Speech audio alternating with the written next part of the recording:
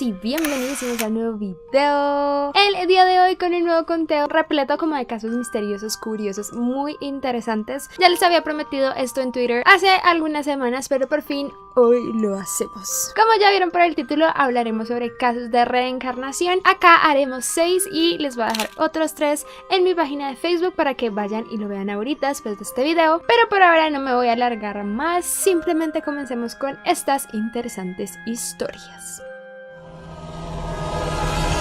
6 extraños casos de reencarnación. Número 1. Edward Austria. Patricia Austria era la madre de un niño de 4 años llamado Edward.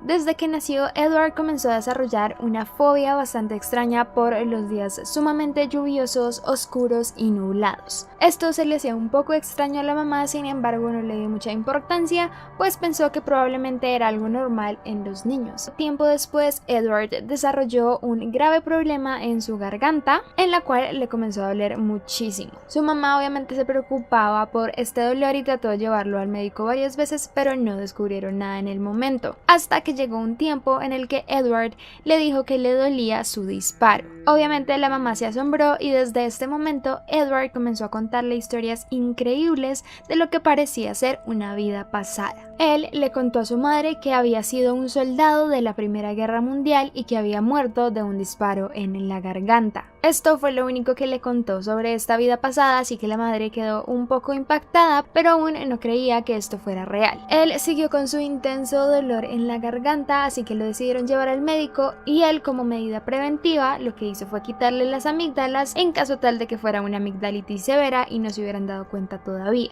Sin embargo, después de que le quitaran las amígdalas, desarrolló un quiste bastante extraño en la garganta. Los médicos no sabían muy bien cómo tratarlo, así que dieron un tiempo para investigarlo. Durante estos días, Edward decidió contarle más detalles de la vida pasada a sus padres, contándole la completa historia de su fallecimiento en la vida pasada. Les contó que era un soldado llamado James que tenía 18 años y vivía en Francia. Estaban en plena Primera Guerra Mundial y él caminaba solo con su tropa en un día bastante lluvioso, oscuro y nublado. Mientras ellos iban caminando, él escuchó un disparo justo detrás de él y de repente sintió como le atravesaba una bala por su garganta. Les decía que esa fue la manera en la que realmente murió en la vida pasada y que por eso también tenía tanta fobia a los días lluviosos. Después de él contarle la historia a sus padres, ellos y los médicos quedaron asombrados, pues el quiste que tenía en la garganta desapareció completamente.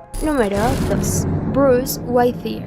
Bruce era un granjero de Nueva Escocia, quien tenía pesadillas recurrentes sobre un hombre que vivió en la época del Holocausto.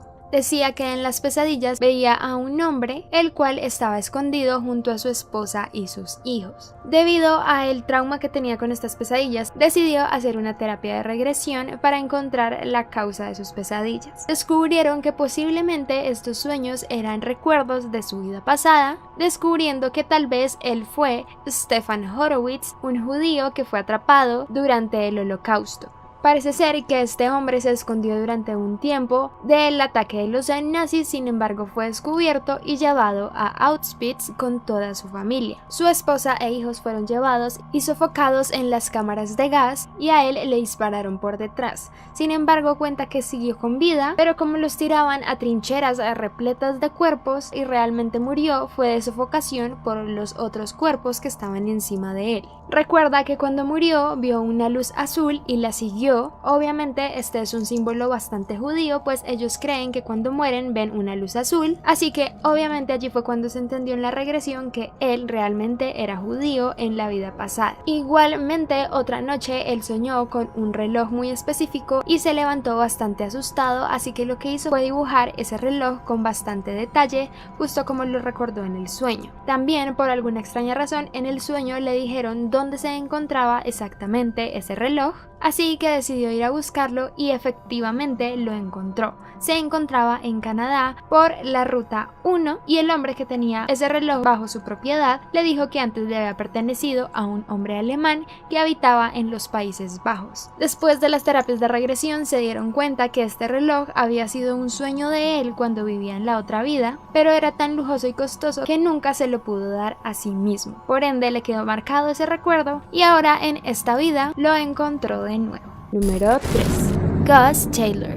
Gus vive en el medio oeste de Estados Unidos y desde que tiene 18 meses comenzó a dar señales de que probablemente él era su propio abuelo reencarnado. Su abuelo August había muerto tan solo un año antes de que el bebé naciera. Después, cuando fue creciendo y comenzó a hablar, en uno de sus cambios de pañales le dijo a su propio padre que él le había cambiado los pañales cuando era muy bebé. A pesar de que esto impactó un poco al padre, no le dio tanta importancia hasta que ya 4 años después, a el niño se le comenzaron a mostrar algunos álbumes familiares y pudo reconocer con perfecto detalle quién era su abuelo. Esto fue bastante impactante debido a que ellos jamás le habían mostrado quién era su abuelo y obviamente el niño no sabía cómo se veía físicamente. Además, en una de esas fotos él logró identificar el automóvil de su abuelo diciendo que ese había sido su primer carro en la vida pasada. Después de esto también les contó que su hermana Augie había sido asesinada y su cuerpo lo habían arrojado a la bahía de San Francisco.